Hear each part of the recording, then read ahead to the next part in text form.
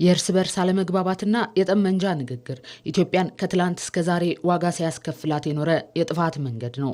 በዚህ የጥፋት መንገድ ወጣቱ የሀገር ግንባታ ጉልበት መሆን ቀርቶ የግጭት ማቀጣጠያና ለሀገር ሕልውና ስጋት ሲሆንም በተግባር የታየ ሀቅ ነው።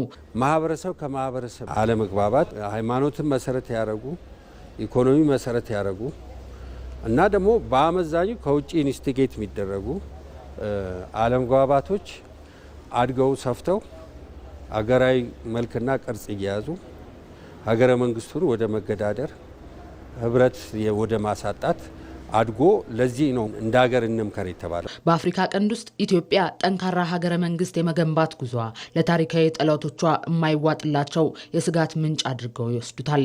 በኢትዮጵያ የሚንቀሳቀሱ ውስጣዊ ግጭቶች የፖለቲካ፣ የብሔር አሊያም የኢኮኖሚ ጥያቄዎች ሽፋን ይኖራቸው እንጂ የውስጥ አለመግባባቶች ሀገራችን ደክማና ተበትና እንድትቀር በሚፈልጉ እነዚሁ የባዕዳን ኃይሎች ዘንድ እንደ ጥሩ የመጫወቻ ካርድ ሲያገለግሉ ቆይቷል። የኢትዮጵያ ተፈጥሯዊ ሀብት በተለይም የውሃ ሀብቷ ለዘመናት የታሪካዊ ተፎካካሪዎቿ የትኩረት ማዕከልም ነበር። የተከፋፈለችና በውስጥ ችግር የታሰረችው ኢትዮጵያ ተፈጥሯዊ ሀብቷን አልምታ ለመጠቀም አቅም አይኖራትም የሚለውም ስትራቴጂ አዲስ አይደለም። በ20ኛው ክፍለ ዘመን ከተካሄዱት የቀዝቃዛው ጦርነት ፍልሚያዎች ጀምሮ እስከ ቅርብ ጊዜው የታላቁ ህዳሴ ግድብ ግንባታ ድረስ ኢትዮጵያ ወደ ታላቅ የኢኮኖሚ ማዕከልነት እንዳትሸጋገር የውስጥ ግጭቶችን ማበረታታት የፖሊሲያቸው መሳሪያ አድርገው ሲሰሩበትም ቆይቷል። የኢትዮጵያ ብጥብጥ የነሱ እንዴት ልበልሽ ፈርታይል ግራውንድ ነው። ተበጣጥሳ ዩኒቲ አንድነት እንዳይኖራት ተደርጋ ሀብቷ እንዳትጠቀም በተለይም የውሃ ሀብታ እንዳትጠቀም የማድረግ አጀንዳ ነው ሲከተሉ ይኖራል። ይሁንና ግን የውጭ ኃይሎች በሌሎች ሀገራት የውስጥ ጉዳይ ጣልቃ የሚገቡት ሀገራቱ በራሳቸው በር ሲከፍቱላቸው ብቻ ነው። ኢትዮጵያውያን በምክክሩ ተስማምተው አንድነታቸውን ሲያጸኑ ለዘመናት በውጭ ኃይሎች ዘንድ ኢትዮጵያን የማዳከሚያ መሳሪያ ሆነው ያገለገሉት የውስጥ ግጭቶች ማብቃታቸው አይቀሬ ነው።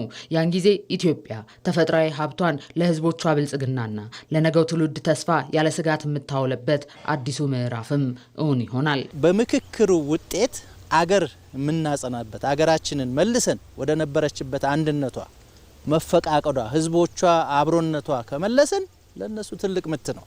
እጃቸውን መሰብሰብ ይችላሉ። ስለዚህ የግብጾች ስጋት አንድነት ነው። የኢትዮጵያ አንድነት በጣም ያሰጋቸዋል። ለምን አንድ ከሆን ያለን ሪሶርስ በሙሉ አቅማችን መጠቀም እንችላለን። እጎዳለሁ ብላ ታስባለች። ፎርዛት ማተር ግን አይጎዱ። የሀገራዊ ምክክሩ ግብ መጪ ትውልድ ከፖለቲካና ከብሔር ግጭቶች አዙሪት ወጥቶ ህልሙን እድሉንና አቅሙን ያለ ስጋት የሚያሳካበትን የተረጋጋች ሀገር ማስረከብ ነው። ስለሆነም የሀገራዊ ምክክሩ ውጤቶች በህገ መንግስታዊና በህጋዊ ማዕቀፎች ማጽናት ወሳኝና የውዴታ ግዴታም ጭምር ይሆናል። የስምምነቶቹ ውጤት ህጋዊ ማዕቀፍ ሲኖረው ስምምነቱ የአንድ ወቅት የፖለቲካ ውሳኔ ከመሆን አልፎ መንግስታትና መሪዎች ቢቀያየሩ እንኳ የማይናወጥ ዘመን ተሻጋሪ የሀገር መዋቅር ሆኖ ያገለግላል። ቋንቋ ከቋንቋ፣ ባህል ከባህል፣ ሃይማኖት ከሃይማኖት የሰው ልጅ እንደ ሰው ያውም ውዱ ኢትዮጵያዊ ሁሉም እኩል ነው። የአንድ ኢትዮጵያዊ ደም የኔ ደም ነው፣ የሱ መውደቅ የኔ ነው ብሎ የሚያስብ ህብረተሰብ መፍጠር ጊዜው አሁን ነው። ያንን ይፈጥራል ይሄ ሀገራዊ ምክክር። ያ የውይይት ውጤት አየር ላይ ሳይሆን ኮንስቲቱሽናል ይሆናል፣ ህገ መንግስታዊ ይሆናል። የክልል መንግስታት የሚፈጽሙት የሚተገብሩት የሚቀበሉት ይሆናል። ታዲያ አሁን ኢትዮጵያ እየከወነች ያለችው ይህ ሀገራዊ ምክክር ለዜጎቿ ነገ ሰላማቸው ተጠብቆ ተምረውና ሰርተው የሚለወጡበት ሀገር መፍጠር ሲሆን፣ ወዲህ ደግሞ ብሔራዊ ጥቅሟን በማይናወጥ መሰረት ላይ የምታንጽና የውጭ ኃይሎች የማይደፍሯትን ኢትዮጵያን መገንባት ዋነኛው ዓላማው ነው።